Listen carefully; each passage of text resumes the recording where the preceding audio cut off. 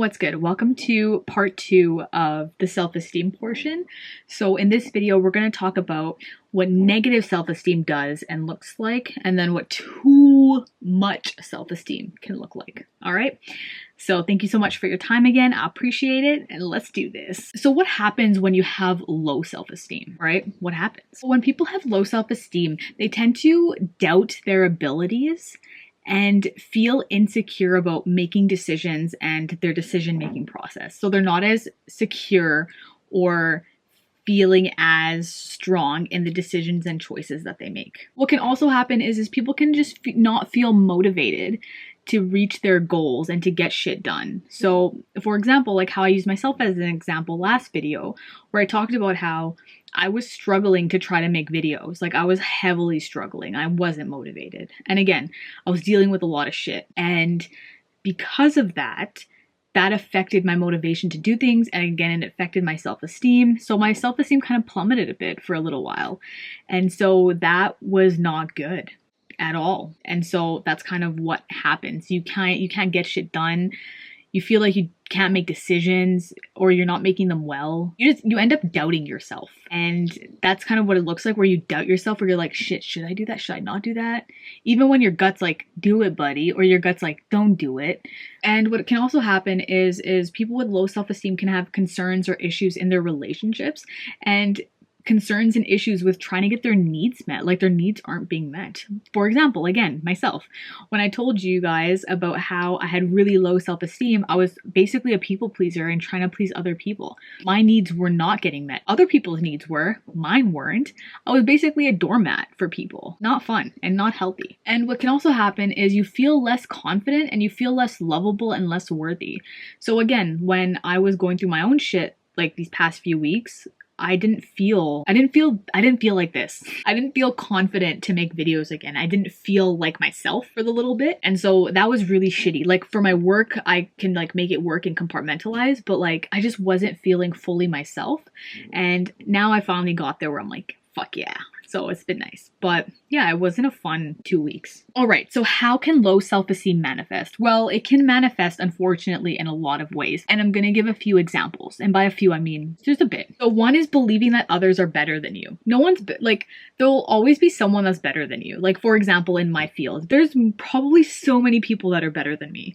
And that's okay, because the way I see it is I can learn from them. And so for me, when I know that people are better than me, I'm just like, cool, like I can learn and they can teach me, because it's like, okay, I can maybe one day be as good as them, or maybe even surpass them one day. Who knows? But thinking that everyone's better than you isn't always a bad thing. It's how you take it. That's kind of how I see it.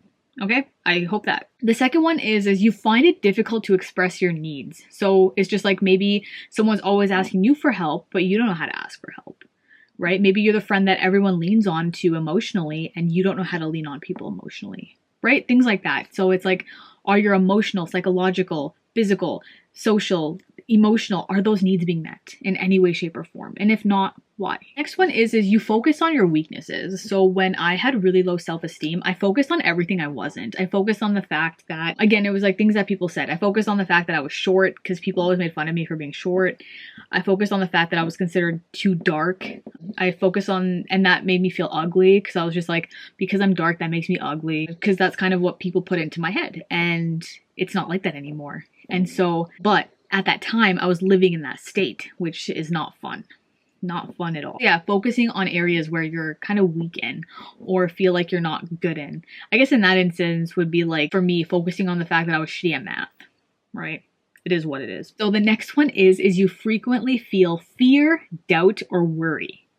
All right, if you're constantly like in a state of worry or doubt or fear, that can show that you may have low self-esteem, which doesn't sound like a fun place to be, where you're just like constantly afraid to do things, where you're like, I don't want to make a mistake, or, you know, just constantly doubting yourself of like, oh, I didn't do this right. Like that state sounds terrible to be in, honestly. Like, it's not fun. The next one is having a negative outlook on life and feeling like you lack control of things. So when you feel like life is out of your control or like your fate is written in the stars, it goes into mindsets, and that states that you have a fixed mindset where you feel like you can't make change. Now, before I even talk about it, I know that there are systemic issues that can come up, and like those can be barriers. Like poverty is one, classism, like there's so many, and so to try to minimize any of that would just be fucked up, and it would make sense why someone has low self-esteem if they're trying to get out of a state of poverty and they freaking can't because of the systems. Yeah, no, I feel you on that. Like, I'm not trying to blame you. Like, that's fair. That's understandable. I mean, the situation's not fair, but how you're feeling is understandable. And it could feel like you do lack control because it's just like you try and nothing's working. So it's just like, in that case, it's like the system is fucking someone over. And in that case, even I don't have any power. Like, well, I can't do shit. I'm broke myself. Like, shit. I just got a little lucky where I have family and friends that support me. This person might not have that, right? That's like the unfortunate, like, shitty luck of the draw in those aspects, which is kind of fucked. And again, that is the unfortunate reality of the systems we live under. Next one is having an intense fear of failure. So for me, I was really afraid of failure because I was like, fuck, if I fail, I'm gonna like basically, I'm gonna piss off my ancestors and like my parents aren't gonna be proud. No one's gonna be proud of me. But failure is how you get to places. Like, I didn't get to where I am because I didn't fail. Like, again, I failed a lot. I had a mental health crisis. I was in the hospital for a month. Like, I had to put my life on pause for 2 years. Like, trust me, I failed a lot. All right. And so there's nothing wrong with failure. Failure teaches you, because now, even though like going through it sucked, now it's a learning experience where I can talk about it to others and talk about what I learned from those experiences, what those experiences were like, the shittiness of it. Like, you know, like it's taught me a lot. So yeah, so that's kind of one, you know, yeah. Next one is having trouble receiving positive feedback. So are you someone that can't take compliments, or are you someone that if someone's like, oh my God, you did an amazing job, and you kind of shy away? Really ask yourself why. Why do you feel like you don't deserve that? Because that's kind of how it comes across. I could be wrong, but does a part of you feel like you don't deserve to be told that you're doing amazing? Because you are. And so basically what broke you down to feel like you don't deserve to be told that you're amazing? So the next one is you have trouble saying no and setting boundaries. That's just a given. If you don't feel safe or secure to tell someone, hey, I don't like that, or hey, please don't do that, that's crossing my boundary of like, I'd appreciate it if you didn't say that because that joke is kind of tasteless, right? Things like that. Just because, like, again, when you try to control other people's behavior, there's not much you can do. You can only control your own. So your boundaries can't be, I need you to do this. Those aren't boundaries. So boundaries are only things that you can control. So it's just like, maybe your boundary is I don't like sexist jokes. And you have people in your circle that make a lot of sexist jokes, and you decide, I'm going to slowly cut them off. That is a boundary. All right. And being able to say no is just like, if you don't want to hang out or you don't want to help, you like, there are times where you can say no, right? Like, you don't need to overextend yourself. So be mindful of that. So putting other people's needs first, I used to do that a lot. So like, if you are someone that does that, like, hey, it happens. You were kind of raised to be like that. Like, I know for myself, I was raised to take care of others. So that's not your fault. And like, I hope you don't blame yourself. Like, it's okay. And I hope you know that it can get better, and you will with time. It just takes time, unfortunately. Just because it took a lot of time to make you the way you are, so it's going to take a lot of time to unprogram you and reprogram you is going to take time. Because the unprogramming stage and the reprogramming stage are happening at the same time, which isn't fun. So it's okay. Don't be too harsh on yourself. And the last one is struggling with your self-confidence. And the issue with low self-esteem is it has the potential to basically kind of exacerbate or like be the reason that there's mental health concerns. So like depression or anxiety, things like that. Other things is you may find it difficult to pursue relationships or to pursue goals and dreams and aspirations that you have in life, right? just kind of like, again, like my own example that I gave in the first video of how I was scared to make these videos because I thought I wasn't smart enough or that people would think I was stupid or laugh at me. I didn't say that part out loud, but now I did. Right? And so yeah, so the importance of like just my own mindset change and my own growth as well. So what happens if you're on the opposite end of the spectrum and your self-esteem is just way too freaking high? Because yes, that can happen. So what that is, that's called excessive self-esteem. So when people have excessive self-esteem, they can be labeled as being narcissistic or like having narcissistic traits, which can be, it could be true, but it also could be wrong. So there could be other aspects involved as well. But again, there are distinct traits that differentiate between narcissism and excessive self-esteem. So individuals that are narcissistic or have highly narcissistic tendencies, it may look like they have really high self-esteem, but usually their self-esteem is actually really unstable, and well, their own sense of self and like self-view is really unstable.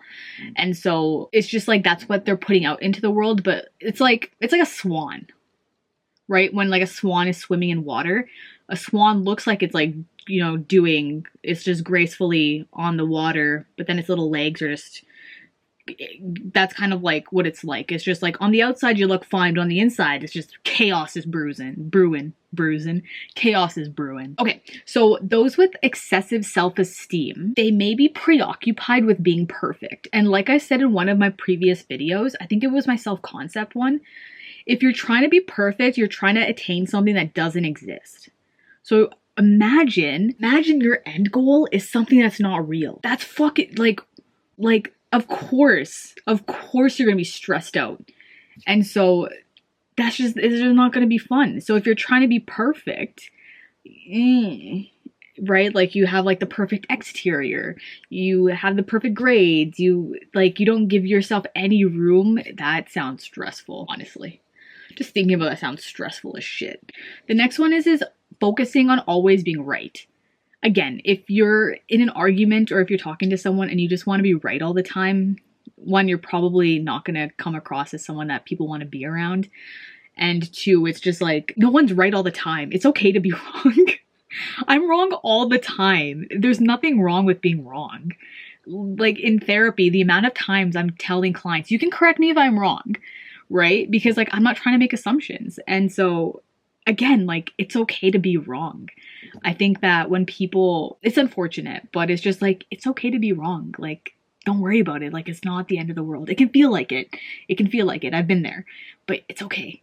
It's okay. Next one is they believe they cannot fail. So when people feel like they can't fail, yeah, right, that goes into perfectionism of just like everything needs to be perfect. And then when things go into that, like that's like so highly stressful. And like, again, I can only imagine like the ball of stress of like, okay, I can't fail. Again, it's okay to fail. When I had my mental health crisis and I failed, like that felt like the end of the world to me. I was just like, I don't know if I'm going to go back to school. I don't know. Actually, no, I don't think I lost the motivation. Like I knew I was going to go back, but it's just like, I did feel shitty of just like, I'm behind in life. But for me, it's like, I was never going to give up on myself ever. No. No matter how many setbacks I have, I will continuously get up because I had too many people that want to see me fall. The next one is believing that people are more skilled. Oh, sorry. These individuals believe that they're more skilled or better than others. That's where humility is really important. When you think that you're better or more skilled than someone else. I mean, it may be true, but it's like, okay. Because like, imagine being so good at something, but that's all you have in your repertoire. That's kind of like unfortunate. But it happens. Like, it happens. But yeah, I don't know. That sounds really sad to me, of just like feeling the need that you need to be better than others or like more skilled. Because like for me, the way I see it is, it's just like if I were really skilled in something or like really, really good, like I'd want other people to be like curious about it and like I'd want to support. It's kind of how I'd go about it. So I don't know. Yeah. Next one is may express grandiose ideas. can be a bit eccentric. It happens. I have a bit of an eccentric personality, so I can't really say much. And the last one is grossly overestimate their skills and abilities. Yeah, so what can happen is these individuals can also overestimate their skills and abilities, which goes into how they believe that they're better than others or like more skilled. That's a tough pill to swallow if it's not true. So yeah, so what can happen is these individuals can feel like they're entitled to succeed and like they're owed success or like they're owed it or like they deserve it. No one deserves shit. Like I know to have that, like you need that mindset to get somewhere in life, but like at the end of the day, like no one's owed. Like life doesn't owe you shit, unfortunately. Life can eat and spit you out and treat you like the shitty cog in the machine that you are when it comes to the systems that we have in place. And that's kind of where, yeah, for me, it's like the systems that we have in place are just very not healthy. So, and that's kind of where we breed this, unfortunately, like in our system of just like hyper independence, only thinking for yourself. You need to be better than everyone. We don't really have this community building in our society, especially the Western world, all about me, right? So that's the unfortunate thing. Cause like if you work as a team, like you can do so much more, but that's where you have to hone in everyone's skills and just like, hey, you're good at this. You're good. You know, like, yeah, that's where that's really important. All right, so that was it on the negative portion of self-esteem and when you have too little self-esteem and when it's too high. When it's not, you don't want that. All right, so the last, I didn't realize I was gonna have to make 3 parts, but it is what it is and I'm so sorry. But yeah, so the third part is just gonna be how do you improve your self-esteem? Hey, it'll be good. All right, so thank you so much for your time. I really appreciate it. Let me know if you have questions, concerns, comments. Again, I'm open to like constructive criticism, so just let me know. I'm gonna be learning a new software for editing, but it's gonna take me some time because, again, becoming a registered provisional psychologist means like supervision hours, more client hours. Like, I'm gonna be busy. And this is just like a side thing, so yeah, unfortunately, this will have to go on the back burner, but hopefully I can still make videos. It just means that my editing may be shit for a while, but I wanted to learn a different software, but it is what it is for now. But anyways, thank you so much for your time. I really appreciate it. Cheers. Bye. Until the next one.